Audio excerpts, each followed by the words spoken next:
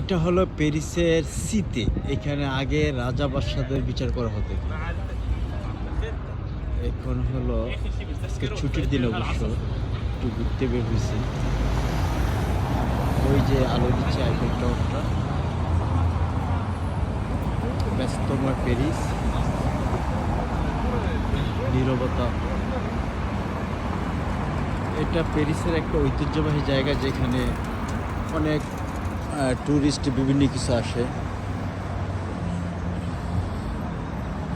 এখানে প্রতিটা বিল্ডিংয়ের কাজ অসাধারণ। এই যে দূর থেকে আইফেল টাওয়ারটা দেখা যাচ্ছে কিছুটা।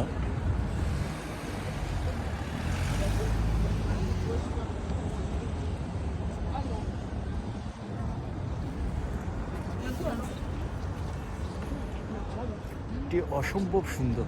জায়গাগুলো অ্যাকচুয়ালি অন্যরকম, বোঝানো যাবে না।